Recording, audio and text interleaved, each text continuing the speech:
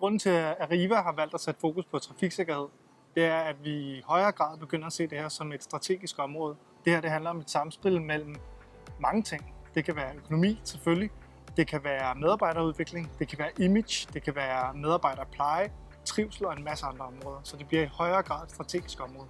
Topledelsen de laver prioriteringerne, og de laver ressourceallokeringen til projekterne, og dermed så sikrer de, at der er opbakning. Når man rigtig skal indarbejde det, så er det altså ikke folk i jakkesæt og flotte skjorter, som der skal drive det her i virkeligheden. Det er medarbejderne, der skal ned til. Så en ting, der er rigtig vigtig, det er, at det ikke kun er trafiksikkerhed, vi snakker om, men at det bliver en naturlig del af de procedurer og den måde, man driver virksomhed, og i virkeligheden bliver en integreret del af virksomhedskulturen. I Arriva har vi en hel liste af initiativer, som der bygger op omkring trafiksikkerhed.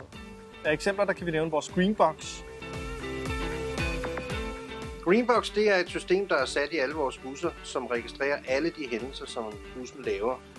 Og det fungerer ved, at en chauffør har sådan en nøgle udleveret med alle hans data indkodet, og den tjekker han ind i bussen hver dag, når han sætter sig ind i den, og så registrerer vi alt, hvad der sker. Greenbox bruges ved, at der kommer statistikker ud hver eneste uge på samtlige chauffører, hvordan de har arbejdet eller performet i løbet af ugen. Og det er på en top 100 liste, så den bedste chauffør han bliver præmieret med en præmie, og de lidt dårlige chauffører nede i bunden, dem tager vi en samtale med at følge op på 5 uger.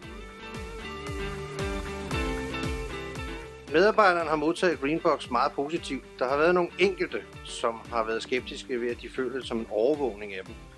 Men alle har sådan set valgt at slutte op omkring det, og det er faktisk blevet en intern konkurrence nu chaufførerne imellem, hvem der kan komme højst op på listen og med de bedste resultater. Alle gode chauffører, når de kommer på denne liste, det er gode chauffører. Det er vi andre det dårligt, men det er fordi det sparer benzin. De kører det pænt.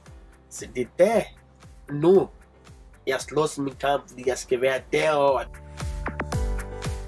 Trafiksikkerhed kan ikke stå alene. Der er rigtig mange ting, som påvirker trafiksikkerhed. Det kan være den måde, man uddanner sine medarbejdere på. Det kan være den måde, man tilrettelægger hverdagen for at få medarbejdere, og en masse andre ting, som der i virkeligheden påvirker trafiksikkerheden i sidste ende.